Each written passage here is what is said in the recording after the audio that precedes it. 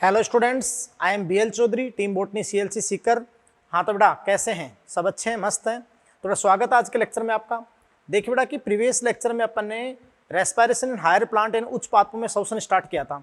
तो वहाँ पर मैंने आपको बहुत परफेक्टली आपको अच्छे से बताया था कि डेफिनेशन ऑफ रेस्पिरेशन यानी श्वसन की परिभाषा क्या है। और फिर अपन ने बात की बेटा कि भोज्य पदार्थ या कार्बनिक पदार्थ जो श्वसन में प्रयुक्त होते हैं, रेस्पिरेटरी सबस्ट्रेट। तो रेस्पिरेटरी सबस्ट्रेट कौन कौन से हैं और उनकी यूजिंग सीक्वेंस क्या है।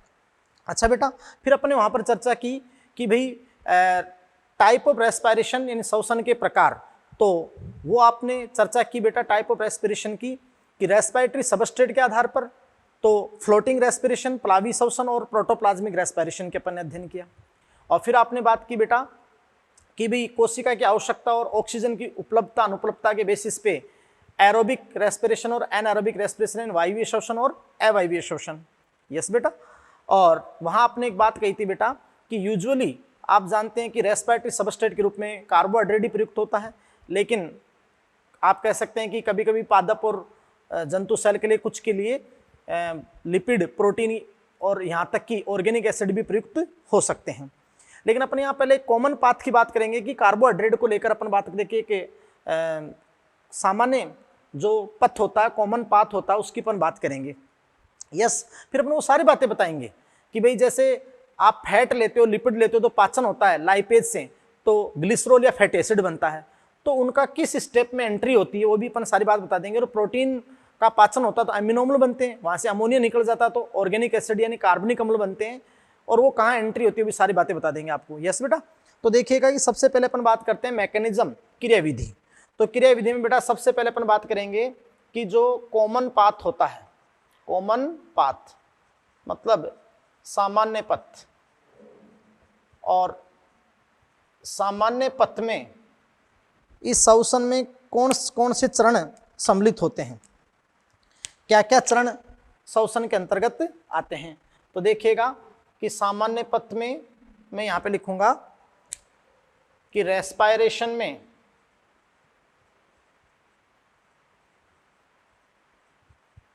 यानी श्वसन में जो चरण आते हैं वो ये हैं बेटा कि सबसे पहले अपन बात करते हैं यहां पर देखो ग्लाइकोलाइसिस। ग्लाइकोलाइसिस, यस बेटा।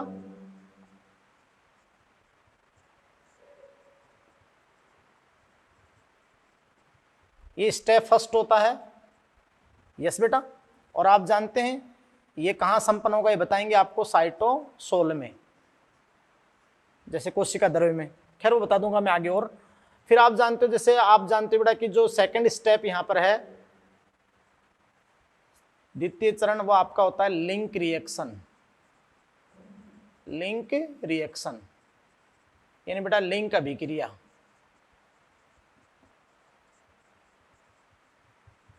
यस। और आप समझ सकते हैं कि जो थर्ड स्टेप होता है वो आपका होता है क्रेब्स साइकिल।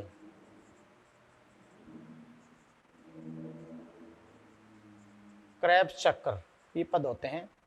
और फिर आप जानते हो बेटा कि फाइनली क्या होता है, जो इलेक्ट्रॉन ट्रांसपोर्ट सिस्टम होता है, लेकिन उसमें पहले आप जानते हैं कि टर्मिनल ऑक्सीडेशन बोलते हैं अपन, कि टर्मिनल ऑक्सीडेशन क्या होता है वो सारा बताऊंगा मैं आपको। और ये अपन बोले ऑक्सीडेटिव फॉस्फोराइलेशन।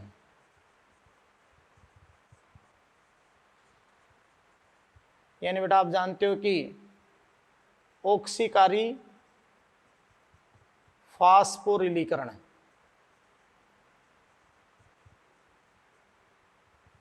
यस, क्लियर है बेटा।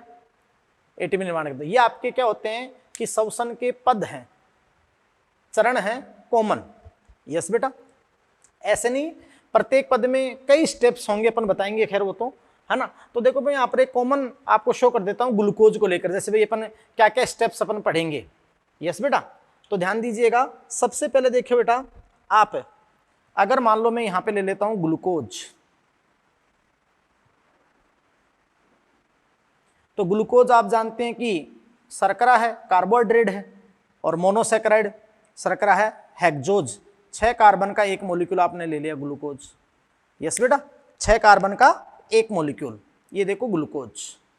यस, अब ध्यान दीजिएगा कि ये ग्लूकोज पहले स्टेप ग्लाइकोलाइसिस के द्वारा, ये ग्लाइकोलाइसिस के द्वारा, और ग्लाइकोलाइसिस में कई सारी आप जानते हैं कि स्टेप्स होंगी, लगभग 10 रेखीय अभिक्रियाएं आपकी होंगी, तो ग्लाइकोलाइसिस है ना।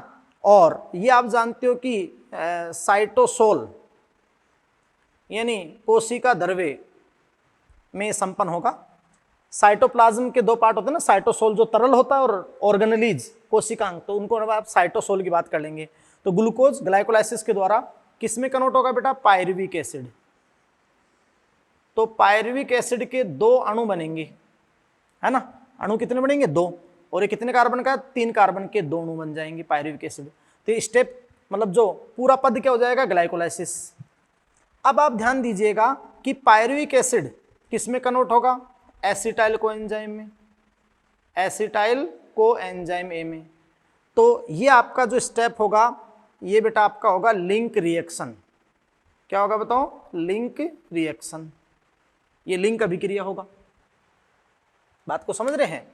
और फिर तुम जानते हो कि फाइनली बेटा जो एसिटाइल कोएंजाइम है, इससे आप जानते हैं कि क्या बन जाएंगे भाई, कार्बन CO2 के रूप में रिलीज हो जाता है ना, तो CO2 और H2। तो यहां जो तुम स्टेप लोगे उसको आप क्या कहोगे, क्रेब साइकिल, क्रेब साइकिल। अब सुनो बेटा, आपने क्या कहा था शुरू में कि श्वसन कोई एक पद या एक स्टेप की प्रोसेस नहीं है, एंजाइम के नियंत्रण में कई स्टेप्स संपन्न होते हैं। अच्छा, उस दौरान क्या होता है, भोज्य पदार्थों का ब्रेकडाउन होता है, तो क्या होता है, ऑक्सीकरण ही तो होता है ना। तो ऑक्सीकरण होता है, तो देखो बेटा मैं आपको एक चीज समझा दूं कि सामान्य अगर यूकेरियोटिक कोशिका में वायवीय श्वसन की बात करें तो ग्लाइकोलाइसिस तो साइटोसोल में हो गया, और ये जो लिंक रिएक्शन और ये जो क्रेब साइकिल है, लिंक रिएक्शन और ये जो क्रेब साइकिल है ना, ये आप जानते हो कि माइटोकॉन्ड्रियल मैट्रिक्स, माइटोकॉन्ड्रियल मैट्रिक्स यानी माइटोकॉन्ड्रिया की अधात्री, आपने अच्छे से पढ़ा है बेटा, कहाँ, सेल बायोलॉजी में। कि जैसे मान लो कि कोई भी सेल है, मान लो प्लांट सेल हो में सेल वाल है, बचा हुआ प्रोटोप्लास्ट, या एनिमल सेल तो सीधा आप जानते हो आउटर मोस्ट क्या, प्लाज्मा मेम्ब्रेन। यस, और फिर आपका प्रोटोप्लाज्म, तो प्रोटोप्लाज्म में एक तो न्यूक्लियस आ जाएगा और एक आपका जाएगा साइटोप्लाज्म, साइटोप्लाज्म। और साइटोप्लाज्म में 2 ही तो चीज होती है, तरल साइटोसोल, साइटोसोल और सेल ऑर्गेनेलीज, सेल ऑर्गेनेलीज यानी कोशिकांग, ये तो बातें होती है ना। यस बेटा, और साइटोप्लाज्म और न्यूक्लियस मिलते हैं तो आप समझ सकते हैं कि प्रोटोप्लाज्म, ये मेम्ब्रेन हो जाती है। अच्छा, जैसे यहां पर आप जानते हो कि कोशिकांग के रूप में माइटोकॉन्ड्रिया हो, माइटोकॉन्ड्रिया, तो माइटोकॉन्ड्रिया की स्ट्रक्चर भी आपने वहां पर अच्छे से पढ़ी है। यस बेटा, तो देखिए कि ये जो तरल है यहां पर आपका ग्लाइकोलाइसिस हो जाएगा, और फिर अगर यूकेरियोटिक कोशिका है तो आगे के जो चरण हैं लिंक रिएक्शन और क्रेब साइकिल, वो आपके होंगे इस माइटोकॉन्ड्रिया की मैट्रिक्स में यहाँ पे, सही। और ये जो प्रोसेस आपने लिखा था ऑक्सीडेटिव फॉस्फोराइलेशन, ये आपका होगा फिर माइटोकॉन्ड्रिया की आंतरिक झिल्ली पे। किस पे होगा बताओ, आंतरिक झिल्ली पे। ये सारी बातें खैर मैं आपको बताऊंगा। यस बेटा, तो देखिएगा कि मैं यहाँ आपकी चीजें क्लियर कर देता हूं कि भाई ये जब स्टेप्स होते हैं तो भोज्य पदार्थों का ऑक्सीकरण होता है। भाई ऑक्सीकरण कैसे होता है कि ये जब प्रोसेसेस होती हैं तो आप समझ रहे हो बेटा कि भोज्य पदार्थों, ये आपको मैंने सॉरी यहाँ पर आपको बता दिया था मैंने, माइटोकॉन्ड्रियल मैट्रिक्स यानी अधात्री। और सुनो, अगर बैक्टीरिया सेल होगी ना, बैक्टीरिया सेल, तो ये लिंक और क्रेब भी बैक्टीरिया के साइटोप्लाज्म में होंगे, और फिर आगे जो चलेगी ना ETS बताऊंगा मैं, वो कहाँ होगा, मीजोसोम पे, और प्रोकैरियोट में, है ना, और यूकेरियोट में कहाँ होगा, माइटोकॉन्ड्रिया की इनर मेम्ब्रेन पे। अब दिमाग लगाओ कि जब ये प्रोसेसेस होते हैं तो देखो यहाँ भोज्य पदार्थ का यानी क्रियाधार का ऑक्सीकरण होता है, तो क्रियाधार से तो हाइड्रोजन क्या होता है, रिमूव होता है। और इस श्वसन के प्रक्रम के अंदर एक आपका आएगा कोएंजाइम, कोएंजाइम फर्स्ट, तो को एंजाइम फर्स्ट वहां पर होता है बेटा NAD। ये NAD को अपन क्या बोलते हैं, यूनिवर्सल यानी सार्वभौमिक, यूनिवर्सल कैटाबोलिक, यानी जब खंडन होने वाली प्रक्रिया कैटाबोलिक रिएक्शन के दौरान यूनिवर्सल कैटाबोलिक H2 एक्सेप्टर है ना बेटा, यानी सार्वभौमिक कैटाबोलिक H2 घ्राई, हाइड्रोजन का घ्राई। तो देखो जब किसी क्रियाधार का ऑक्सीकरण होगा, तो बात आप समझ गए, साइड में आप नोट भी कर लेना, मैं आगे करवा दूंगा। तो ध्यान से सुनो कि किसी भी क्रियाधार का जब ऑक्सीकरण होगा तो उस क्रियाधार से हाइड्रोजन रिमूव होंगे, है ना, वो अलग अलग स्टेप पे समझा दूंगा मैं। तो वो रिमूव होंगे तो उनको NAD लेगा, कौन लेगा, NAD, और NAD ऐसे कन्वर्ट हो जाएगा NADH प्लस H+ में, सही। ये इस प्रक्रम के दौरान भी होंगे, और आप जानते हैं कि कन्वर्ट हो गया आपका NADH+H+, सही। और क्रेब साइकिल में तो बहुत सारे बनेंगे, ये आप जानते हैं कि ये H है ना, तो NADH और प्लस H+, समझे।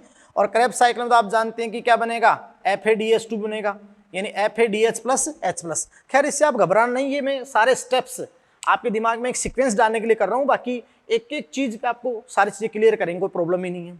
अब मैं बता दूं क्या, ये जैसे मान लो कि यूकेरियोटिक कोशिका है और ये ग्लाइकोलाइसिस केवल साइटोसोल में हुआ है, तो ये साइटोसोल से माइटोकॉन्ड्रिया मैट्रिक्स में आ जाएगा। बाकी लिंक रिएक्शन और क्रेब्स साइकिल हुई कहाँ है, माइटोकॉन्ड्रिया मैट्रिक्स में। तो ये खूब सारे वहां पर NADH2 बन जाते हैं, NADH प्लस H+ NADH2 बन जाते हैं। अच्छा, अब माइटोकॉन्ड्रिया की आंतरिक झिल्ली पे इनका ऑक्सीकरण होता है, ये ब्रेक होते हैं, तो इलेक्ट्रॉन पहले वाहक से फिर इलेक्ट्रॉन वाहकों में गुजरता है और लास्ट इलेक्ट्रॉन ऑक्सीजन पे जाएगा, है ना। और फिर आप जानते हो कि प्रोटॉन प्रवणता बन जाती है, फिर प्रोटॉन लास्ट प्रोटॉन को घ्राई कौन है, ऑक्सीजन है, उसको कहते हैं टर्मिनल ऑक्सीडेशन। तो फिर आप जानते हो कि मैंने आपसे क्या कहा कि ये जो सारे NADH FADH2 इन सब का जब ऑक्सीकरण होगा, मैं आपको बताऊंगा, तो आप जानते हो कि इलेक्ट्रॉन वहां माइटोकॉन्ड्रिया की आंतरिक झिल्ली के विभिन्न वाहकों में गुजरेंगी, है ना। तो वहां आप जानते हो बेटा कि इलेक्ट्रॉन ट्रांसपोर्ट चेन होगी, electron transport chain, yes, electron transport chain. ये आप जानते हैं कि बेटा सारे ये जो सारे के सारे अपन बात रहे कि NADH, समझ रहे हो ना, माइटोकॉन्ड्रिया की आंतरिक झिल्ली पे, और वहां आप जानते हो कि इलेक्ट्रॉन ट्रांसपोर्ट चेन, और इलेक्ट्रॉन ट्रांसपोर्ट चेन होगी तो फिर वहां देखना कि उस माइटोकॉन्ड्रिया की इनर मेम्ब्रेन, यानी एक तरफ तो मैट्रिक्स और एक तरफ जानते हो जैसे माइटोकॉन्ड्रिया होता है, तो माइटोकॉन्ड्रिया की ये आंतरिक झिल्ली आपने अंतर्वलन बनाया था, अंतर्वलन, समझ गए, अंतर्वलन बनाया था। अब आपने अंतर्वलन बनाया था यहाँ पे ऐसे, तो आप समझ रहे हो कि यहाँ आपका ग्लाइकोलाइसिस हो गया, और फिर आप जानते हो कि यहाँ ये मैट्रिक्स में आपके लिंक और क्रेब हो गए, लिंक और क्रेब, सही। और फिर आप जानते हो बहुत सारे NADH FADH बन गए, तो यहाँ इस माइटोकॉन्ड्रिया की इनर मेम्ब्रेन पे यहाँ कॉम्प्लेक्सेज हैं, तो यहाँ पे वो वापस ब्रेक होंगे NADH2 NAD में, तो वो जो भाई हाइड्रोजन इलेक्ट्रॉन, तो इलेक्ट्रॉन वाहकों में गुजरेंगे, और फिर आप जानते हो अंतिम इलेक्ट्रॉन जहाँ भी जाएगा ऑक्सीजन पे जाएगा। उस दौरान ये पेरी माइटोकॉन्ड्रियल स्पेस है, तो इसमें इस मैट्रिक्स में प्रोटॉन की प्रवणता हो जाएगी, प्रोटॉन की प्रवणता समझाएंगे आराम से। तो फिर आप जानते हो कि प्रोटॉन की प्रवणता हो जाएगी, तो फिर आप जानते हो कि किसका निर्माण होगा, उस प्रोटॉन प्रवणता से बाद में प्रोटॉन ग्रेडियंट, प्रोटॉन प्रवणता, तो बाद में उस प्रोटॉन प्रवणता से आप जानते हैं ATPase के द्वारा, यानी पूरा आपका सिस्टम होगा इलेक्ट्रॉन ट्रांसपोर्ट सिस्टम, और फिर आप जानते हो क्या किसका फॉर्मेशन होगा, ATP का। किसका होगा बताओ, ATP का। और फाइनल उद्देश्य क्या अपना, ATP बनाना ही है। बात को समझे बेटा। तो ऐसे मैंने आपको ये बता दिया, यस। हालांकि अब अपन एक एक पॉइंट स्टार्ट करेंगे, यानी सबसे पहले अपन आपके सामने स्टार्ट करेंगे ग्लाइकोलाइसिस। तो देखो अब अपन श्वसन का पहला प्रक्रम आपके सामने स्टार्ट कर रहे हैं, क्या, ग्लाइकोलाइसिस, यानी ग्लाइकोलाइसिस क्या होता है। और ग्लाइकोलाइसिस में क्या तो यूज होता है, क्या बनता है, अच्छा कहाँ ऑक्सीडेशन होता है, कहाँ इसमें एनर्जी लगती है, कहाँ निकलती है, तो पूरे एक एक स्टेप को आपको ध्यान में रखना है ना। और अगर आप कैलकुलेशन यहाँ रखोगे कि क्या लग रहा है, क्या बन रहा है, फिर वापस क्या लग रहा है, क्या बन रहा है, तो फटाक से आपको सारी कैलकुलेशन दिमाग में आ जाएगी। ये पूरा प्रक्रम देखना बहुत अच्छे से आपको समझ में आएगा। ये तो अभी इतना सा ध्यान रखो आप तो कि ये पद है बस, है ना। अब देखो अपन एक एक पद की बात करते हैं। यस, तो देखिएगा सबसे पहले अपन लेते हैं ग्लाइकोलाइसिस।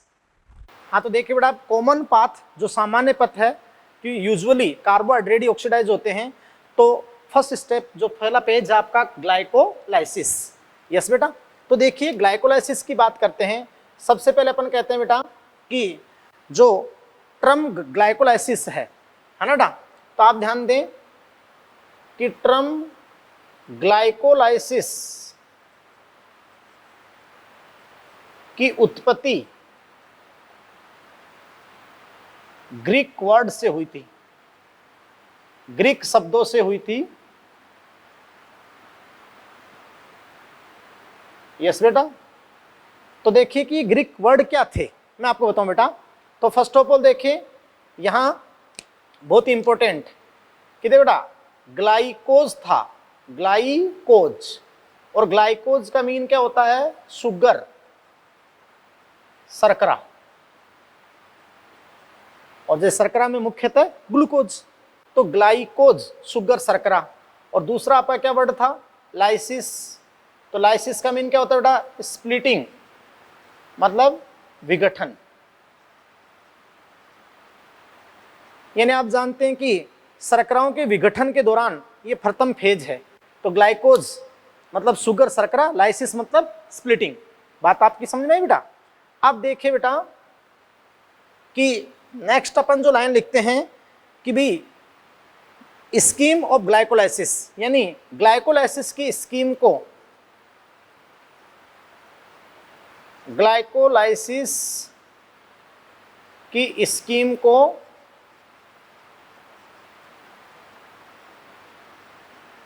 सर्वप्रथम जो 3 साइंटिस्ट थे, एम्डेन, मेयरहॉफ व पार्नास ने दी थी। यस बेटा, तो इन्होंने दी, तो आप क्या कहोगे, अतः इसे ईएमपी पाथवे भी कहते हैं बेटा, ईएमपी पाथवे भी कहते हैं। यस बेटा, इसको आप क्या कहते हैं, ईएमपी पाथवे। देखो बहुत सारी चीजें क्लियर करेंगे आपके सामने। फिर आप ध्यान दीजिएगा, बहुत इंपॉर्टेंट बात बेटा, कि देखो कि ग्लाइकोलाइसिस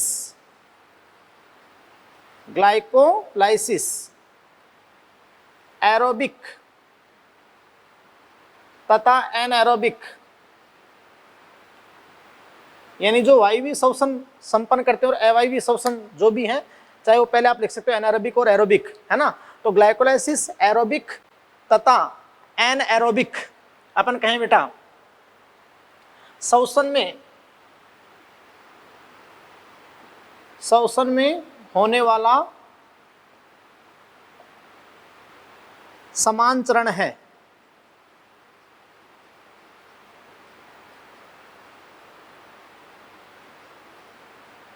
है ना बेटा, कॉमन, चाहे एरोबिक रेस्पिरेशन हो चाहे एनारोबिक हो, अगर कार्बोहाइड्रेट ऑक्सीडाइज हो रहा है तो ग्लाइकोलाइसिस होगा। यस बेटा, तो आप समझ सकते हैं। फिर अपन कहेंगे बेटा कि एन एरोबिक ऑर्गेनिज्म में जो अवायवीय श्वसन दर्शाते हैं। यस बेटा, तो एन एरोबिक ऑर्गेनिज्म में या एन एरोबिक ऑर्गेनिज्म के श्वसन में यह एकमात्र प्रक्रम है, मतलब इन anaerobic organism it is only a single step in respiration, यानी उनके श्वसन में तो मात्र ग्लाइकोलाइसिस संपन्न होता है, उसके अलावा कुछ होता ही नहीं है। बात को समझे। यस, इसलिए आप जानते हो बेटा, ये भाई एनारोबिक हो चाहे एरोबिक हो, दोनों में कॉमन है, तो फिर आप क्या कहेंगे कि ये फंडामेंटल स्टेप है, आधारभूत स्टेप, फंडामेंटल स्टेप है। यस बेटा, क्लियर। फिर आप ध्यान दीजिएगा कि ग्लाइकोलाइसिस, मैं आपको बहुत इंपॉर्टेंट बात कहूंगा कि ग्लाइकोलाइसिस के स्थल क्या हैं, साइट क्या हैं। तो साइट स्थल कहाँ संपन्न होता है, तो चाहे कोशिका प्रोकैरियोट हो और चाहे यूकैरियोट हो। यस बेटा, ये कहाँ संपन्न होगा, साइटोसोल, ये अपन कह देते हैं साइटोप्लाज्म, लेकिन अपन टर्म यूज करेंगे साइटोसोल। क्यों, क्योंकि साइटोप्लाज्म में तो तरल भी होता है और ऑर्गेनेलिज, कोशिकांग भी होते हैं। तो cytoplasm minus cell organelles, cytoplasm minus cell organelles, तो आपका बच गया क्या, तरल, जो साइटोसोल है। तो वहां ये संपन्न होता है साइटोसोल में। यस बेटा, क्लियर। और आप समझ सकते हैं कि यह पृथ्वी के सभी सजीवों में, यानी सभी जीवित कोशिकाओं में अपन बोले सभी सजीवों में उपस्थित होता है, उपस्थित होता है। तो बेटा पृथ्वी के सभी सजीवों में उपस्थित होता है, क्योंकि पृथ्वी पर मान लो कि जब फर्स्ट ऑर्गेनिज्म आया था तब सराउंडिंग एनवायरनमेंट रिड्यूसिंग था, अपचाई था, ऑक्सीजन थी नहीं, तो उसने भी उपापचय के दौरान अवायवीय श्वसन प्रदर्शित किया, तो उस दौरान भी प्रेजेंट था, क्योंकि ये अवायवीय और वायवीय दोनों श्वसन में कॉमन स्टेप है, कॉमन फेज है, समान चरण है, और ये फंडामेंटल है, इसलिए पृथ्वी के सभी सजीवों में ये उपस्थित होता है। और एनारोबिक जो होते हैं, अवायवीय श्वसन करने वाले जो सजीव होते हैं, उनके श्वसन में तो ओनली ये सिंगल स्टेप है, एकमात्र स्टेप, इसके अलावा तो कुछ होगा ही नहीं। बात को समझ रहे हैं, तो बहुत ही इंपॉर्टेंट बात मैंने आपको बता दी। फिर देखिए बेटा, इसमें एक बहुत इंपॉर्टेंट बात मैं आपके सामने लिखूंगा, क्या, कि ग्लाइकोलाइसिस में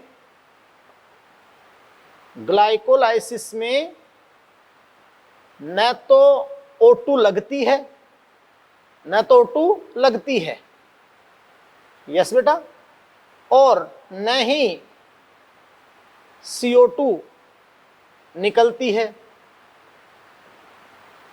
भाई देखो, न तो यहां O2 लगती है, यूटिलाइज होती है, और ना ही CO2 रिलीज होती है, और यहां आप जानते हो ऑक्सीजन के बिना ही ऑक्सीडेशन होता है।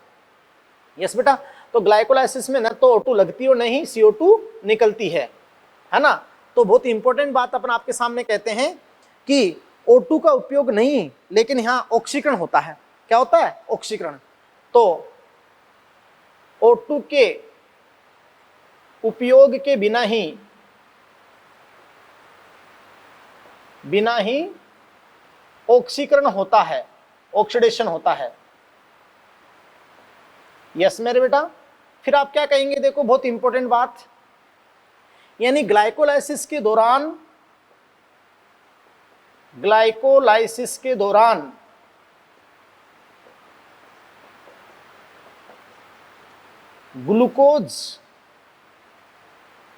ग्लूकोज के आंशिक ऑक्सीकरण से, पार्शियल ऑक्सीडेशन से,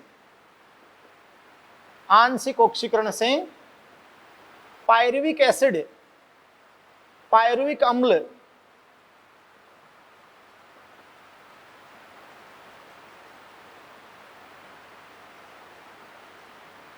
के 2 अणु निर्मित होते हैं।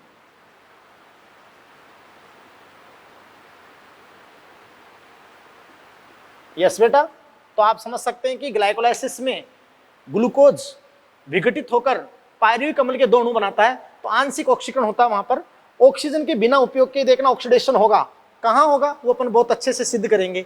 यस बेटा। फिर ध्यान दीजिएगा कि जो ग्लाइकोलाइसिस प्रोसेस है, इस दौरान 10 एंजाइमेटिक जो रिएक्शंस होती हैं, है ना, मतलब एंजाइम से नियंत्रित 10 अभिक्रियाएं होती हैं, जो एक रेखीय श्रृंखला में, वो चेन रिएक्शन होती है, रेखीय श्रृंखला में पूर्ण होती हैं। तो आप क्या समझ सकते हो कि भाई ग्लाइकोलाइसिस के दौरान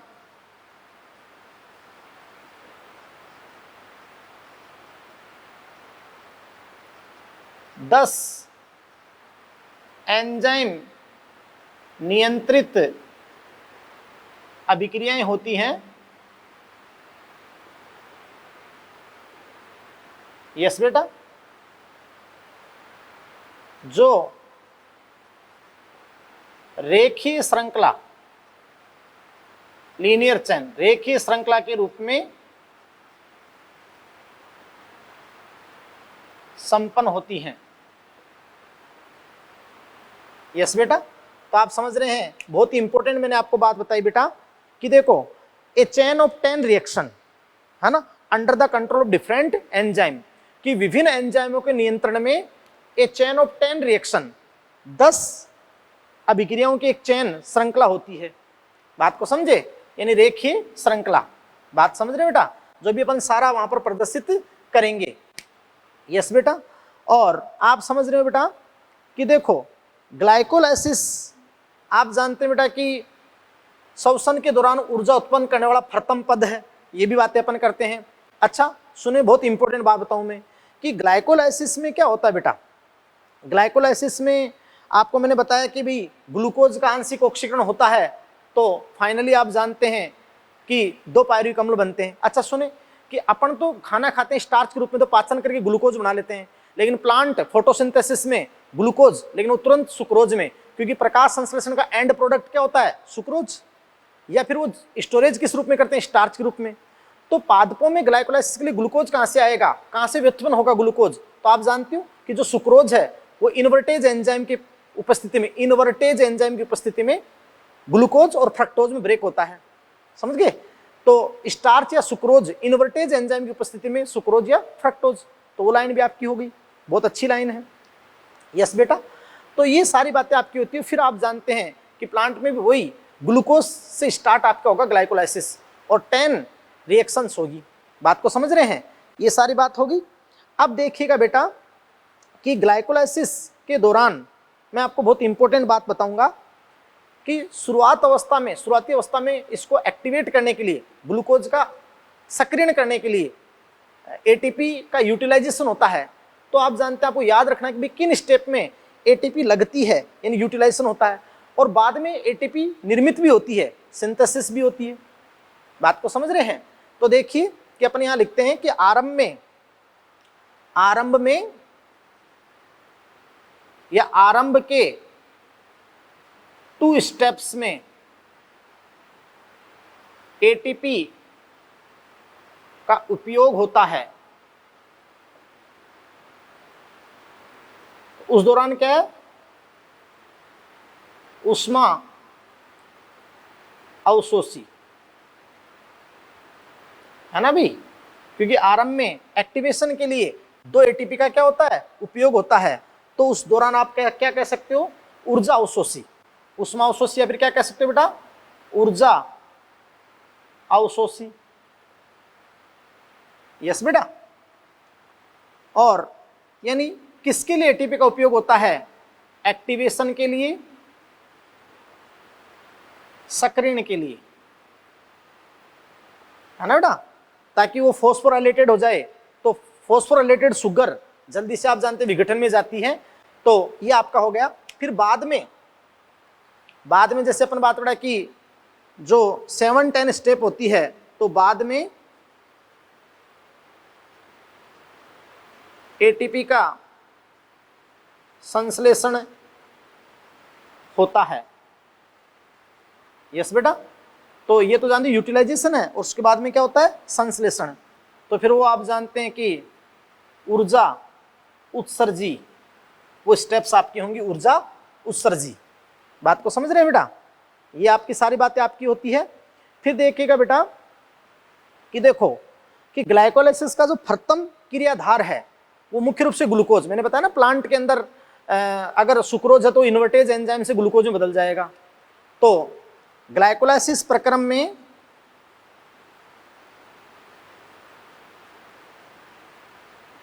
प्रथम क्रियाधार ग्लूकोज होता है। जैसे मान लो कि प्लांट में प्रकाश संश्लेषण में ग्लूकोज बन के तुरंत आप जानते हो कि फाइनल या जो प्रोडक्ट होता है उनका यानी सुक्रोज में चेंज हो गया, तो सुक्रोज या स्टार्च, एक एंजाइम होता है इन्वर्टेज। तो इन्वर्टेज से जानते हो कि वो ग्लूकोज तथा फ्रक्टोज में चेंज हो जाते हैं।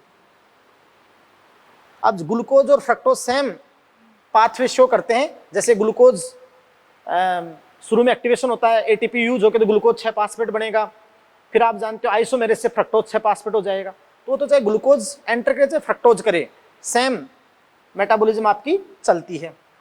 यस बेटा, तो ये सारी प्रोसेसेस अपन ने कही। और आप जानते हो बेटा इसमें बहुत ध्यान देने वाली बात क्या है बेटा कि देखो ग्लाइकोलाइसिस में जो 10 एंजाइमेटिक रिएक्शन होगी, यानी एंजाइम के नियंत्रण में जो चेन रिएक्शन होगी, है ना बेटा, तो इसमें आप ध्यान देना कि कहाँ तो एटीपी यूज हो रही है, यूटिलाइज हो रही है, उपभोग हो रही है, और कहाँ एटीपी संश्लेषित हो रही है, रिलीज हो रही है। समझे? और बेटा इसमें सबसे इंपॉर्टेंट ध्यान देने की बात है कि इस ग्लाइकोलाइसिस के दौरान कौन सा एक ऐसा स्टेप आएगा, ग्लाइकोलाइसिस के दौरान कौन सा एक ऐसा स्टेप आएगा जब क्रियाधार का ऑक्सीडेशन होगा, तो क्रियाधार से हाइड्रोजन रिमूव होंगे, तो फिर वहां पर NAD उसको ग्रहण करेगा, हाइड्रोजन को मैं बता दूंगा, और वो NADH2 में चेंज होगा, तो वहां ऑक्सीडेशन होगा, ऑक्सीकरण। तो एक ऑक्सीकरण की स्टेप होगी, ये आपको पर्टिकुलर ध्यान रखना है।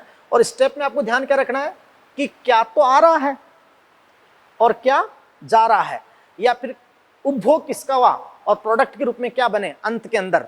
यस बेटा, तो आप समझ सकते हैं कि ग्लाइकोलाइसिस एक बहुत इंपॉर्टेंट प्रोसेस है।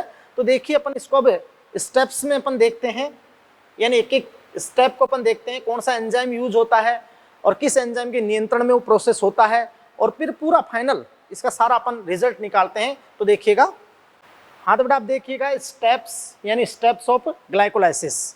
तो अपने क्या बात कही थी बेटा, बहुत इंपॉर्टेंट बात की थी कि भाई देखो जो ग्लाइकोलाइसिस है, अपन ने क्या कहा था कि ग्लाइकोलाइसिस की जो इंपॉर्टेंट आपने बात की थी, ए चेन ऑफ 10 रिएक्शन, यानी glycolysis A chain of 10 reaction, यानी 10 अभिक्रियाओं की एक श्रृंखला है जो आप जानते हो विभिन्न एंजाइमों के नियंत्रण में होती है। और फाइनली जब ग्लूकोज का उपभोग होता है तो ग्लूकोज के आंशिक ऑक्सीकरण से पायरुविक एसिड निर्मित होता है, यानी ग्लूकोज किस में कन्वर्ट हो जाता है, पायरुविक एसिड में। बात को समझे?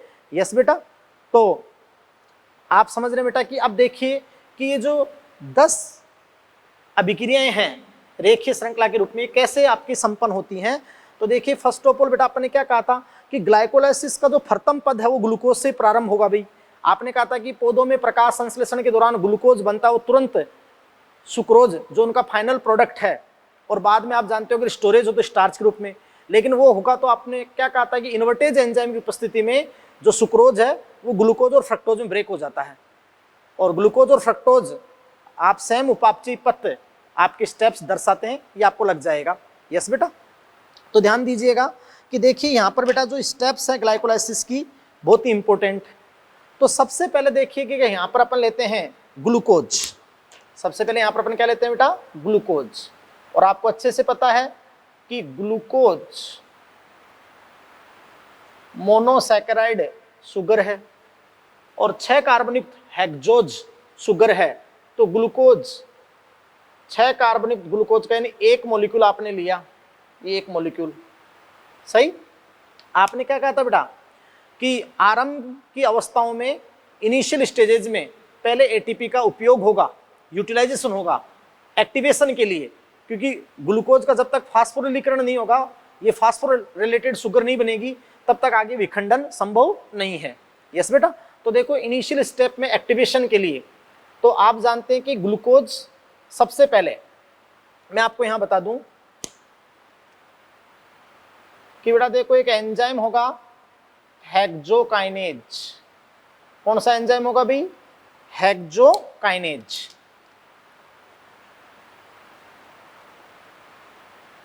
ये लो जी हेक्सोकाइनेज। और इस हेक्सोकाइनेज को एक्टिवेशन के लिए कौन सा आयन होता है, मैग्नीशियम आयन। मैग्नीशियम आयन वो इसके एक्टिवेशन के लिए होता है। यस, ये जो हेक्सोकाइनेज है बेटा किस श्रेणी का एंजाइम है, ट्रांसफेरेज। ट्रांसफेरेज का मीन क्या होता है, एंजाइम की कैटेगरी आती है कि ये आप जानते हैं कि क्रियाधार से जब कोई जुड़ता है तो उसके ग्रुप को ट्रांसफर कर देता है क्रियाधार पे। यस, तो ट्रांसफरेज एंजाइम है। तो देखिएगा यहाँ फर्स्ट स्टेप में एटीपी यूज होती है। तो एटीपी यूज होती है तो आप समझ सकते हो कि एटीपी किस में कन्वर्ट होती है, एडीपी में। यस, तो यहाँ ये ट्रांसफरेज यानी हेक्सोकाइनेज क्या कराता है, इस एटीपी से एक फॉस्फेट ग्रुप को ग्लूकोज पे ट्रांसफर कर देता है। समझ गए? तो यहाँ क्या बन जाएगा बेटा आपका, ग्लूकोज। ग्लूकोज मैं यहां शुरू से लिखूंगा कि ग्लूकोज 6 फॉस्फेट। यस, और ये भी अभी तक 6 कार्बन का एक ही मॉलिक्यूल है। सही, तो ग्लूकोज 6 फॉस्फेट बन गया। तो ये आपकी फर्स्ट अभिक्रिया हो गई, यानी फर्स्ट रिएक्शन हो गई। यस, अब देखिएगा नेक्स्ट में बात करता हूं कि जो नेक्स्ट रिएक्शन है वो बेटा आप समझ सकते हो कि यहां पर आइसोमेरेज, बस कुछ भी नहीं, आइसोमेरेज एक एंजाइम होगा। तो आइसोमेरेज समावेता में परिवर्तन करेगा, और वो तो आपको कहा था कि ग्लूकोज या फ्रक्टोज सेम पाथवे करते हैं, क्योंकि बस आइसोमेरेज की प्रेजेंस में ये देखो ये आपका बन गया क्या, फ्रक्टोज 6 फॉस्फेट, फ्रक्टोज 6 फॉस्फेट। तो ये आप समझ सकते हो कि सेकंड अभिक्रिया होगी आपकी। यस, अब ध्यान दीजिएगा यहां पर भी ये 6 कार्बन का एक ही मॉलिक्यूल अभी तक। सही, अब ध्यान दीजिए बेटा कि फ्रक्टोज 6 फॉस्फेट, अब यहां पर फिर आप जानते हैं कि जो नेक्स्ट आपका स्टेप होगा इसमें एटीपी यूज होगा। यस बेटा, और यहां जो एंजाइम काम करेगा वो सबसे इंपॉर्टेंट एंजाइम आपका होगा पीएफके। पीएफके यानी फोस्फोफ्रक्टो काइनेज। फोस्फोफ्रक्टो काइनेज, यस बेटा, पीएफके ये रेट लिमिटिंग एंजाइम होगा। इस पूरी प्रक्रम पे जो नियंत्रण होगा उसी का होगा, रेट लिमिटिंग में बताऊंगा आगे आपको। यस बेटा, पीएफके फोस्फोफ्रक्टो काइनेज। और यहां पर फिर आप जानते हैं कि एक एटीपी का यूज होगा, यानी उपभोग होगा इनिशियल फेजेज में। तो एटीपी एडीपी देखो यूज हो रहा है ना। तो आपके पास में क्या फॉर्म हो गया, फ्रक्टोज 1,6 बिसफोस्फेट, यहां डाइफोस्फेट भी बोल सकता है या 1,6 बिसफोस्फेट। यस बेटा, तो फ्रक्टोज 1,6 बिसफोस्फेट, यहां तक आप समझ सकते हैं कि 6 कार्बन का एक ही मॉलिक्यूल, अभी तक कोई प्रोसेस नहीं है। अब देखो ये आपका हो गया थर्ड स्टेप जो बहुत इंपॉर्टेंट है। थर्ड स्टेप आपका हो गया।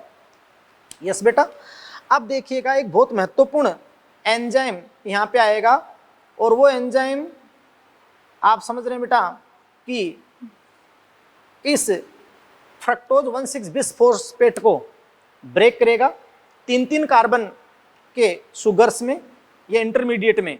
तो यहां पे आपका जो एंजाइम होगा वो क्या होगा बेटा, एल्डोलेज। कौन सा एंजाइम होगा, एल्डोलेज। यस बेटा, और आप समझ सकते हैं कि देखिएगा एल्डोलेज की प्रेजेंस में ये किस किस में ब्रेक होगा, तो 3PGL, और आप समझ सकते हैं बेटा कि DHAP। तो 3PGL और DHAP, तो देखो बेटा क्या है ये तो आपका क्या है बेटा, ग्लिसरेल्डिहाइड,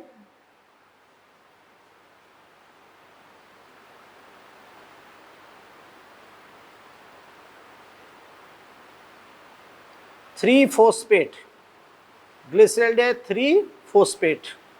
यस, 3PGL। यस, और ये आपका क्या है, डाईहाइड्रोक्सी एसीटोन फोस्फेट। यस बेटा, और आप समझ सकते हैं कि 6 कार्बन से ये 3-3 कार्बन के आपके मॉलिक्यूल बन गए, है ना। तो ये स्टेप आपका हो गया 4। और देखिएगा कि यहां ऐसे दिमाग लगा लो बेटा कि ये 6 कार्बन का फ्रक्टोज 1,6 बाइफॉस्फेट, तो एल्डोलेज की प्रेजेंस में 3 PGL 3 कार्बन का और DHAP, तो चाहे इसके 2 मॉलिक्यूल मान लो, लेकिन अब रिएक्शन पहले 3 PGL ब्रेक होगा, तो 3 कार्बन का तो ये यहाँ रहता है और 3 का इसमें कन्वर्ट हो जाता है DHAP, di hydroxy acetone phosphate. जब ये इसका पूरा विघटन हो जाएगा, इसका विघटन संपन्न हो जाएगा, तो फिर ये वापस इसी में कन्वर्ट हो जाएगा 3 PGL में, और आगे आपका प्रोसेस चलेगा। तो दिमाग लगाना कि इसके बाद रिएक्शन, हर रिएक्शन 2 बार चलेगी, और इसके बाद चाहे आपका इसके आगे का ग्लाइकोलाइसिस हो, चाहे फिर पायरुविक एसिड बन जाए, तो फिर लिंक रिएक्शन होगी। जब पायरुविक एसिटाइल को एंजाइम में चेंज होगा तो भी लिंक रिएक्शन ग्लूकोज के संदर्भ में 2 बार चलेगी। फिर एसिटाइल को एंजाइम से क्रेब्स चक्कर चलेगा तो ग्लूकोज के संदर्भ में कितनी बार चलेगा? 2 बार चलेगा। क्योंकि ये यहां बेटा कौन सा एंजाइम होता है, यहां देखिए यहां आपका एंजाइम होता है आइसोमेरेज। आइसोमेरेज तो एक ही बात है, जैसे अपन यहां ग्लूकोज से 6 फास्फेट से फिर फ्रक्टोज 6 फास्फेट किया, या फिर फ्रक्टोज 1,6 डाइफास्फेट किया, तो मैंने सीधा यहाँ फ्रक्टोज 6 से, आप जानते हैं 2 बार एटी पहले फ्रक्टोज से फ्रक्टोज 6 फास्फेट और फिर फ्रक्टोज डाइफास्फेट कर सकते थे भाई, सेम ही तो पाथवे होगा ना। तो यहाँ पर आप देखें कि 3 PGL और DHAP एक ही बात है, इसलिए कि पहले इसका ब्रेकडाउन हो जाए, फिर वो इसी में कन्वर्ट हो जाएगा, फिर दोबारा आपका ब्रेकडाउन हो जाएगा। बात समझ रहे हैं क्या? यस, तो ये बात आपकी हो गई। यस, ये लो 3 कार्बन के एक मॉलिक्यूल, है ना। तो पहले ये मॉलिक्यूल चला जाएगा ब्रेकडाउन में, फिर वो इसमें आ जाएगा, तो ग्लूकोज के रेफरेंस में, ग्लूकोज के संदर्भ में अब 2 बार चलेगी। यस बेटा, अब देखिए आपके पास में आ गया ग्लिसरॉल्डिहाइड, और ये आपका 5वां स्टेप है। ये कौन सा स्टेप है बेटा? 5वां, है ना ये। यस, अब देखिए कि ये जो ग्लिसरॉल्डिहाइड 3-फॉस्फेट है ना, ये H3PO4 यूज करके आप जानते हैं कि 1,3 डाई-PGL मतलब ग्लिसरॉल्डिहाइड 1,3-फॉस्फेट में कन्वर्ट होता है, लेकिन वो स्टेप यहाँ नहीं शो करते हैं 10 रिएक्शन में। सीधा अपन बात करते हैं। अब देखो ग्लिसरॉल्डिहाइड 3-फॉस्फेट से अब जो आपकी रिएक्शन होगी वो क्या होगी बेटा? तो देखिएगा अब जो आपकी रिएक्शन होगी वो बेटा ये होगी कि अब आपका सीधा आपके पास में बनेगा 1,3 बाईफॉस्फो ग्लिसरिक एसिड, ग्लिसरिक एसिड, या इसको अपन बोल दें 1,3 बाई-PGA, 1,3 बाई-PGA। यस बेटा, और ये स्टेप आपका बहुत इंपॉर्टेंट स्टेप होगा जो 6 स्टेप है, क्योंकि बेटा ऑक्सीडेशन जो होता है, क्रियाधार यहां पर हाइड्रोजन निकालेगा और NAD एक्सेप्ट करेगा, तो यहां जो ऑक्सीडेशन प्रोसेस होता है, ऑक्सीकरण, वो 6ठी स्टेप में होगा। आपको एनसीईआरटी ने कह रखा है कि आपको ध्यान रखना है कि किन स्टेप्स में ATP यूज हो रही है, तो फर्स्ट और थर्ड में ATP यूज हो रही है। किस स्टेप में ऑक्सीडेशन हो रहा है, तो 6ठी स्टेप में देखना भी ऑक्सीडेशन हो रहा है। और जब ऑक्सीडेशन हो रहा है तो कौन किस में कन्वर्ट हो रहा है बेटा? तो यहां देखिएगा 6 step, glyceraldehyde phosphate 1,3 by phosphoglyceric acid यानी 1,3 बाई-PGA, है ना। तो इस दौरान देखिए बेटा क्या प्रोसेस होती है कि इस दौरान आप समझ सकते हैं कि NAD का तो अपचयन होता है और क्रियाधार का क्या होता है? ऑक्सीकरण, क्योंकि क्रियाधार यहां पर क्या देता है? हाइड्रोजन, तो NADH प्लस H+ में कन्वर्ट होता है। यस, और आपने क्या कहा कि इसके बाद रिएक्शन को कितने से मल्टीप्लाई करना है? 2 से, है ना बेटा। इसके बाद रिएक्शन को कितने से मल्टीप्लाई करना है? 2 से। तो जब ये 2 बार चलेगी तो फिर आप जानते हो 2 NAD+ से 2 NADH2। अच्छा, ये मैंने पहले भी बता दिया, आपको समझा दूं बेटा कि श्वसन के दौरान जब किसी क्रियाधार का ऑक्सीकरण होता है तो उससे हाइड्रोजन रिलीज होते हैं, और हाइड्रोजन को एक्सेप्ट करने के लिए आपका होता है NAD+। अच्छा, NAD क्या होता है? ये बेटा को एंजाइम फर्स्ट है, को एंजाइम फर्स्ट। और ये जानते हो कैटाबोलिक रिएक्शन के दौरान यूनिवर्सल कैटाबोलिक H2 एक्सेप्टर, यानी कैटाबोलिक रिएक्शन के दौरान सार्वभौमिक H2 ग्राही है। अच्छा, किसी क्रियाधार से इस ग्लिसरॉल्डिहाइड 3 फॉस्फेट से जब 1,3 बाईफॉस्फोग्लिसरिक एसिड बनता है तो क्रियाधार से हाइड्रोजन रिलीज होते हैं, और ग्रहण कौन करता है? NAD। तो 2 NAD, एक बार में 2 हाइड्रोजन, तो NADH+H+। तो आप जानते हो इसके बाद रिएक्शन 2 से मल्टीप्लाई होगी तो 2 NADH2 आपके फॉर्म हो जाएंगे। बात को समझ रहे हैं? यस बेटा। अब आपका हो गया 1,3 बाई PGA, 1,3 बाई PGA। और ये आपकी 6 स्टेप थी जहां पर क्या संपन्न हो गया बताओ? ऑक्सीडेशन। और ध्यान देना कि किसका ऑक्सीडेशन हुआ है? सॉरी, क्रियाधार का ऑक्सीडेशन हुआ है, और अपचयन किसका हुआ है? NAD का अपचयन हुआ है। तो यहां पे आपका क्या होगा बेटा? ऑक्सीडेशन। और यहां एंजाइम कौन सा होता है? Dehydrogenase, dehydrogenase. ये लो जी। अब देखिए बेटा जो आपकी नेक्स्ट स्टेप है, तो नेक्स्ट स्टेप में आप दिमाग लगाइए कि 1,3 बाई PG आपके पास में हो गया, यानी 1,3 बाई फॉस्फोग्लिसरिक एसिड। अब जो अगला स्टेप है उसमें आपका क्या होगा?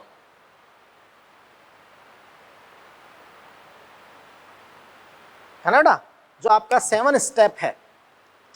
तो 7 स्टेप में आप जानते हो कि भी जो 1,3 बाईफॉस्फोग्लिसरिक एसिड है वो किसमें कन्वर्ट होगा बेटा? 3 फॉस्फोग्लिसरिक एसिड में, यानी 3 PGA में, 3 फॉस्फोग्लिसरिक एसिड में। इसका मतलब 1 और 3 कार्बन पे फॉस्फेट था, अब ओनली कितने कार्बन पे? 3 कार्बन पे, 3rd कार्बन पे ओनली। इसका मतलब एक फॉस्फेट जाएगा यहां से। तो आप समझ सकते हैं कि जब यहां फॉस्फेट जाएगा, बहुत इंपॉर्टेंट बात बताता हूं मैं, तो यहां जैसे ही बेटा ये 7 स्टेप होगी आपकी, है ना, 7 स्टेप, और यहां जैसे आप जानते हो कि फॉस्फेट जाएगा तो तुम्हें पता होना चाहिए कि यहां अब क्या बन जाएगा? ATP फॉर्मेशन हो जाएगा। तो ADP से क्या फॉर्मेशन हो जाएगा? ATP। ADP से क्या फॉर्मेशन हो जाएगा? ATP। बात को समझ रहे हैं? और यहां अपन ऐसे कह देंगे कि रिएक्शन को आपको 2 से मल्टीप्लाई करना है, यानी 2 बार आपकी रिएक्शन चलेगी, 2 से आपने मल्टीप्लाई कर रखा है, तो 2 ATP से 2 ATP। और ये यदि किसी क्रियाधार का फॉस्फेट ही ADP को डायरेक्ट मिलता है तो अपन आगे इसको सिद्ध करेंगे कि ये आपकी होती है SLP। SLP क्या होती है? SLP में आगे शो कर दूंगा, सही। और यहां जो एंजाइम आपका होता है वो आपका होता है बेटा ट्रांस फोस्फोराइलेज होता है। तो आपके सामने क्या बन गया? 3 PGA। यस। अब नेक्स्ट 3 PGA से क्या बनता है मैं आपको बताता हूं बेटा।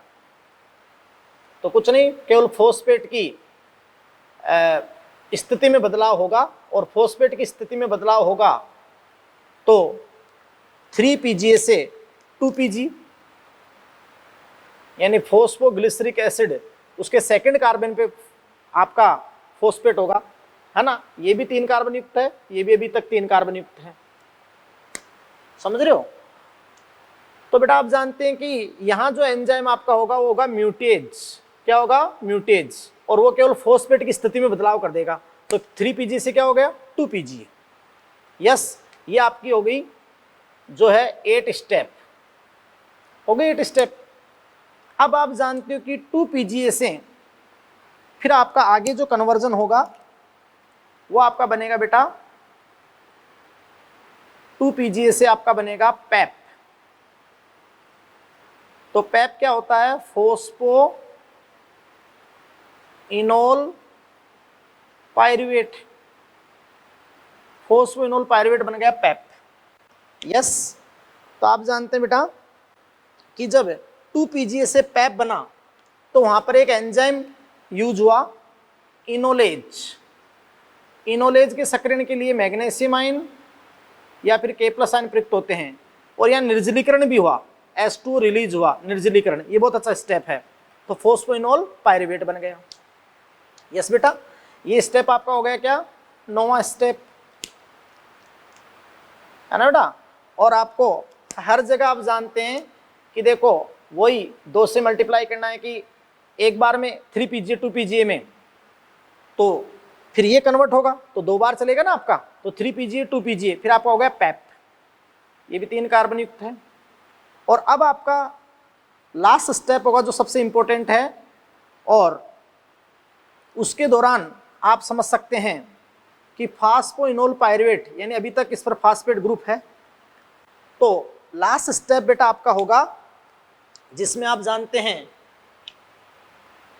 कि भाई पैप फास्फोइनोल पायरुवेट किस में चेंज हो जाएगा? पायरुविक एसिड में, पायरुवेट में या पायरुविक एसिड में, जो भी 3 कार्बन का है। अच्छा, इस दौरान आप समझ सकते हैं कि वही प्रोसेस कि भाई यहां पर भी ADP किस में कन्वर्ट हो रहा है? ATP में, मतलब ATP फॉर्मेशन हो रहा है। तो वही रिएक्शन 2 बार चलेगी, 2 ADP में। तो यहां पर भी आप जानते हैं कि 2 SLP। यस बेटा, और ये भी 2 SLP। यस, और तुम्हें अच्छे से पता है कि यहां पर जो एंजाइम आपका होगा वो आपका होगा पायरुविक एसिड काइनेज, जिसको मैग्नीशियम आयन उत्प्रेरित करेगा, और ये आपका हो गया पायरुविक एसिड। यस बेटा, तो रिएक्शन 2 से मल्टीप्लाई तो 2 मॉलिक्यूल बन गए आपके। पायरुविक एसिड के कितने अणु बन गए? 2 अणु। तो एक 6 कार्बन हेक्सो शर्करा, 6 कार्बन के एक मॉलिक्यूल से आंशिक ऑक्सीकरण होकर 3 कार्बन के 2 मॉलिक्यूल बन गए। तो ना तो आप जानते हैं कि O2 लगी ना CO2 निकली, इसलिए कार्बन का तो लॉस हुआ ही नहीं ना। 6 है तो यहाँ पर 3 और 3 कितने हो जाएंगे? 6। केवल पार्सली ऑक्सीडेशन हुआ, 6ठी स्टेप पे आंशिक ऑक्सीकरण हुआ, तो वहां एक बार में 2 हाइड्रोजन गए, तो 2 बार में कितने गए? 4। इसलिए फिर इस पायरुविक एसिड का जो फॉर्मूला होगा ना वो क्या होगा? C3H4O3। अब दिमाग लगाओ, तुम अगर C3H4O3 को डबल करते हो 2, तो दिमाग लगाओ क्या आता है? C6 आ जाता है, H8 और O6। तो कार्बन और ऑक्सीजन में कोई इफेक्ट ही नहीं पड़ा। H यहाँ 12 होना चाहिए था, कितना रह गया? 8। इसका मतलब 2NAD से 2NADH2 हो गया ना ऑक्सीकरण। यस, अब देखो मैं सारी बातें आपको समझाता हूं। ये बात हो गई, फाइनली ये प्रोसेस हो गई, सारे एंजाइम मैंने आपको बता दिए। अब सुनना, इसमें आपको पता है कौन कौन सी रिएक्शन फर्स्ट देख लो। मैंने हर जगह देखो 2 एरो लगा रखी है, यानी रिवर्सिबल, लेकिन रिएक्शन फर्स्ट, रिएक्शन थर्ड और रिएक्शन 10, जो ये आपकी 10वीं अभिक्रिया है, यस, ये आप जानते हो इरिवर्सिबल है। क्या है? इरिवर्सिबल। तो आप क्या कहेंगे? बहुत इंपॉर्टेंट लाइन आप कहेंगे कि बेटा ग्लाइकोलाइसिस के दौरान 3 पद, ग्लाइकोलाइसिस के दौरान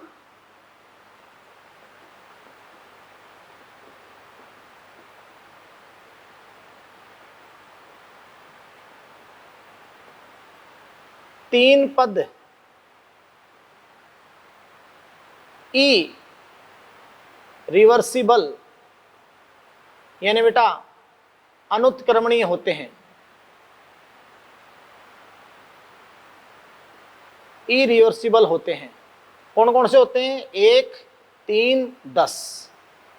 यस बेटा, तो ये 1, 3, 10 जो इरिवर्सिबल होते हैं, मैं आपको बहुत इंपॉर्टेंट बात कहूंगा कि ये ग्लाइकोलाइसिस की नियमन में, रेगुलेशन में मुख्य भूमिका निभाते हैं। ये ग्लाइकोलाइसिस के नियमन में मुख्य भूमिका निभाते हैं।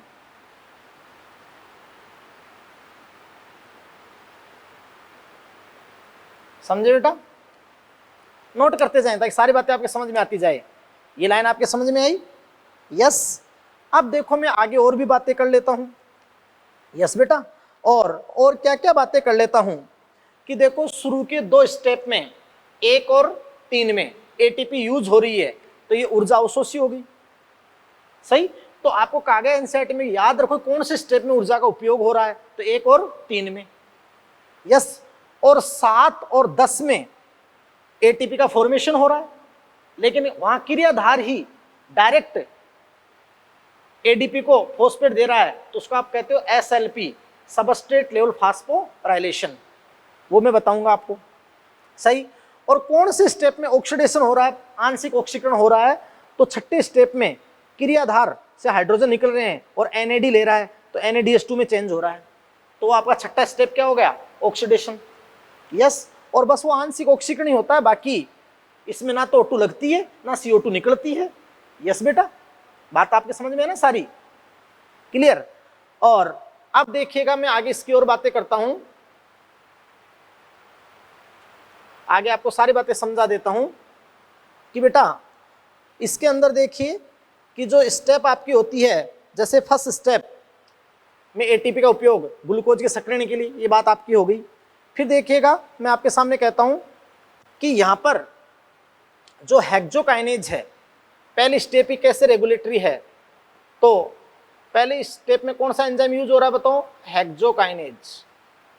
तो hexokinase enzyme feedback allosteric enzyme है, फीडबैक एलोस्टेरिक एंजाइम है। बात को समझ रहे हैं आप? फीडबैक एलोस्टेरिक एंजाइम का मतलब क्या है, या फिर अपन कहें कि जो हेक्सोकाइनेज है वो फीडबैक एलोस्टेरिक संदमन दर्शाता है। संदमन दर्शाता है। कैसे दर्शाता है भाई? फीडबैक एलोस्टेरिक संदमन क्या होता है कि देखो बेटा, अगर ग्लूकोज 6 फास्फेट की सांद्रता कोशिका में एक स्तर से ज्यादा हो जाए, ग्लूकोज 6 फास्फेट की सांद्रता कोशिका में एक स्तर से ज्यादा हो जाए, तो वो ग्लूकोज 6 फास्फेट स्वयं ही हेक्सोकाइनेज पर जुड़ता है, जिससे एंजाइम की सक्रिय स्थल की संरचना में बदलाव आ जाता है और एंजाइम संदमित हो जाता है।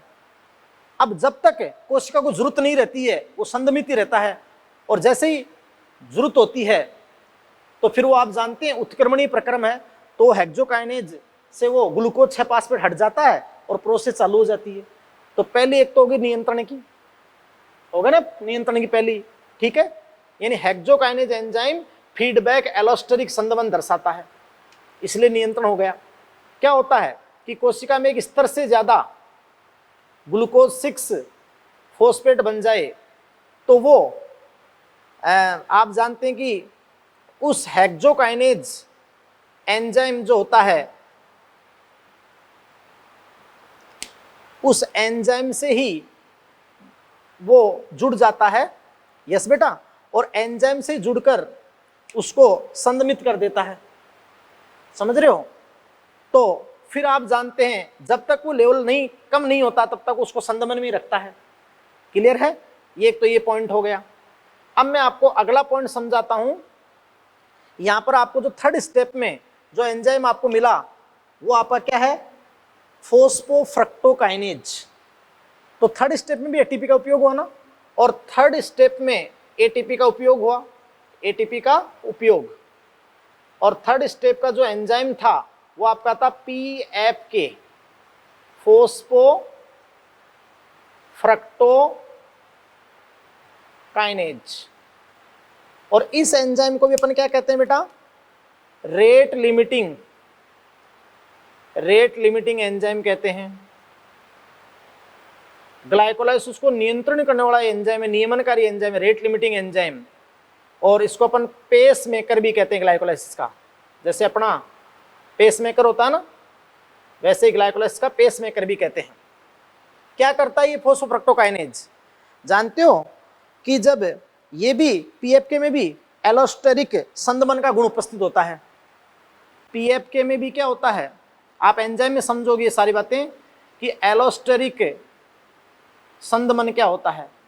एलोस्टेरिक संदमन क्या होता है बेटा कि किसी अभिक्रिया में जो प्रोडक्ट बनता है, उत्पाद बनता है, वो उत्पाद ही उस एंजाइम का संदमन करके अभिक्रिया की दर को नियंत्रित करता है। तो ध्यान दीजिए कि ये भी एलोस्टेरिक संदमन दर्शाता है। क्या हो जाता है मैं आपको बताऊं कि बेटा जब पीएफ के उच्च सांद्रता है ना, आप जानते हैं कि पीएफ के उच्च एटीपी सांद्रता हो जाए, एटीपी की सांद्रता ज्यादा हो जाए तो एटीपी उससे जुड़ जाता है और एटीपी संदमित कर देता है उसको, पीएफके को क्या कर देता है, संदमित। अब जब तक कोशिका में रिक्वायरमेंट ही नहीं होगी तो संदमित ही पड़ा रहेगा। अब रिक्वायरमेंट होगी तो एटीपी टूट के एडीपी या एएमपी में बदलेगी, तो फिर वो एडीपी या एएमपी मोनोफॉस्फेट उस पीएफके को वापस एक्टिवेट करेगा। यस बेटा, तो ये पीएफके भी रेट लिमिटिंग एंजाइम है। क्या बताओ, रेट लिमिटिंग एंजाइम। यस बेटा, अब आप ध्यान दीजिएगा कि इस ग्लाइकोलाइसिस प्रक्रम में मैं बहुत इंपॉर्टेंट बातें आपको बताऊंगा कि ग्लाइकोलाइसिस प्रक्रम में क्या क्या किसका तो कंजप्शन हुआ और फाइनल आपके पास में बना क्या। यस बेटा, यानी ग्लाइकोलाइसिस पूरे प्रक्रम में मैं इसी से आपको समझा रहा हूं कि भाई किस किस का तो उपभोग हुआ। यस, और आपके सामने प्रोडक्शन किस बात का हुआ। यस बेटा, तो देखिए कि ग्लाइकोलाइसिस के अंदर सबसे पहले मैं आपको समझाता हूं कंजप्शन। कंजप्शन का मीन क्या हो गया, उपभोग। तो उपभोग किसका हुआ, एक ग्लूकोज और शुरू में 2 एटीपी लग गए, तो एक ग्लूकोज मॉलिक्यूल सही और 2 एटीपी, ये तो आपका हो गया कंजप्शन, उपभोग। यस बेटा, अब आउटकम मतलब प्रोडक्ट, यानी बेटा उत्पाद क्या बना इस पूरे प्रोसेस के दौरान। तो आपके सामने क्या उत्पाद बना जी, जो सबसे इंपॉर्टेंट है भाई देखो, इस दौरान आपके पास में 3-3 कार्बन के 2 पायरुविक एसिड मॉलिक्यूल, 2 तो पायरुविक अम्ल के अणु बने ग्लूकोज के आंशिक ऑक्सीकरण से। इस दौरान आप समझ सकते हो कि 4 एटीपी यानी डायरेक्ट प्रत्यक्ष, 2 SLP यहां, सॉरी 2 SLP यहां और 2 SLP यहां, तो उसको अपन बोल सकते हैं 4 SLP। ये भी समझा दूंगा SLP क्या होता है। और 2 NADH प्लस H प्लस, ये आपका NADH2 बन गए 2। ये तो बना ना आउटकम प्रोडक्ट, उत्पाद, समझ गए।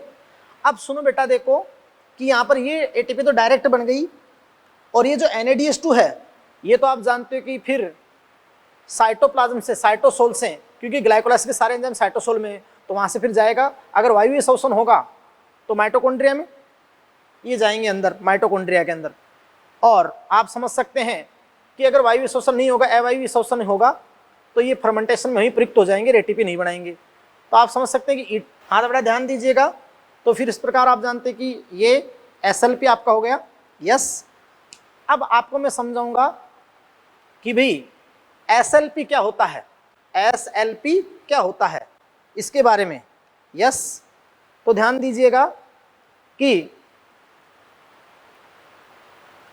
देखो कि ये जो NADH2 है ये तो ETS जब चलेगी तब जाकर आपको ATP देंगे, लेकिन बिना ETS के अगर कोई क्रियाधार अपना फास्फेट प्रोवाइड कर दे ADP को और डायरेक्ट ATP बन जाए प्रत्यक्ष, तो उसको आप कहते हो SLP, सबस्ट्रेट लेवल फास्फोराइलेशन।